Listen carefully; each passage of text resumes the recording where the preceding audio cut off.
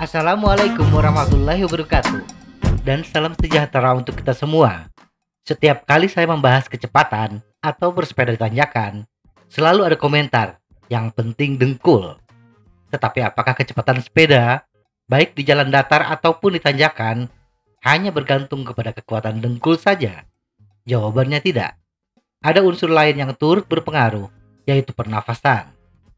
Seberapa besar kecepatan sebuah sepeda dapat diraih, akan kita uraikan pada video berikut ini.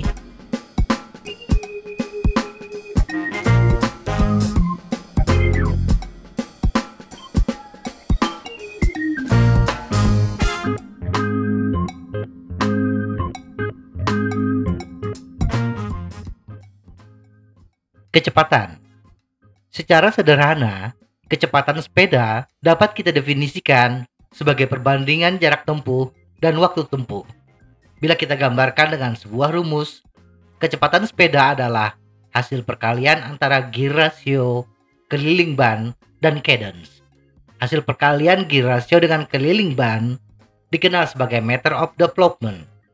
Dalam bahasa sederhana, meter of development adalah jumlah jarak yang ditempuh sepeda dalam satu putaran pedal. Sedangkan cadence adalah jumlah putaran pedal dalam waktu 1 menit. Jadi, kecepatan sepeda akan naik bila cadence naik dan atau meter of development naik. Permasalahannya adalah seberapa cepat perputaran pedal yang dapat kita hasilkan dan seberapa besar meter of development yang bisa kita kayu. Cadence.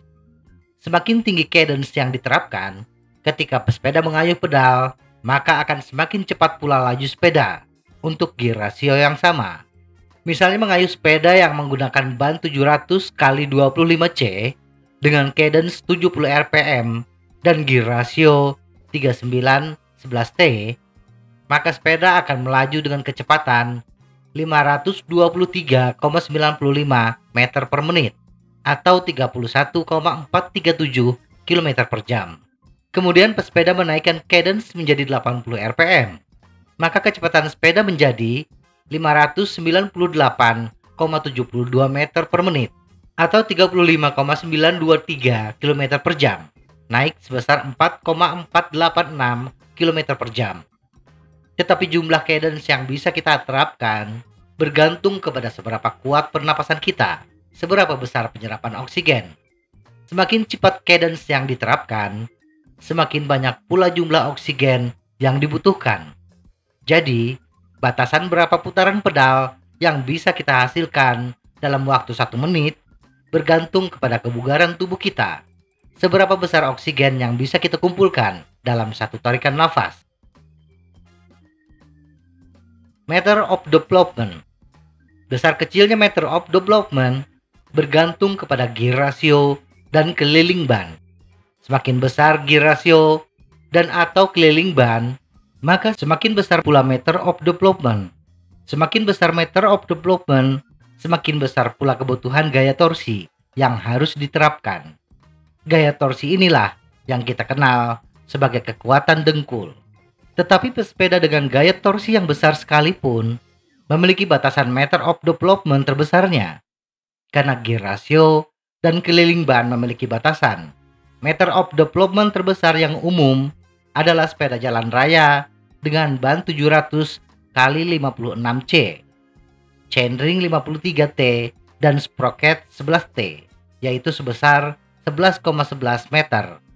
Dan bila sepeda dikayu dengan cadence 80 rpm, akan menghasilkan kecepatan 53,33 km per jam. Inilah kecepatan puncak. Sekuat apapun pesepeda, bila dia hanya mampu mengayuh sepeda dengan cadence 80 rpm, tidak akan bisa melampaui kecepatan tersebut. Kesimpulan, kekuatan gaya torsi pesepeda atau kekuatan dengkul tidak akan bisa mencapai kecepatan maksimum bila tidak disertai dengan pernafasan yang bagus. Demikian juga sebaliknya. Untuk pesepeda yang memiliki kekuatan torsi yang besar, tetapi tingkat kebugaran atau pernafasan yang terbatas, kayu sepeda dengan cadence yang rendah, antara 70 sampai 80 rpm. tetapi menggunakan gear ratio yang besar. Sedangkan untuk pesepeda yang memiliki kebugaran atau pernafasan yang kuat, tetapi kekuatan dengkulnya biasa-biasa saja, maka kayu sepeda dengan cadence yang tinggi, antara 80-100 rpm, dengan menggunakan gear ratio yang kecil. Menaikkan kemampuan torsi dan pernapasan adalah langkah yang harus difokuskan pesepeda yang ingin mencapai kecepatan maksimum. Semoga informasi ini bermanfaat. Tetap sehat, salam goes.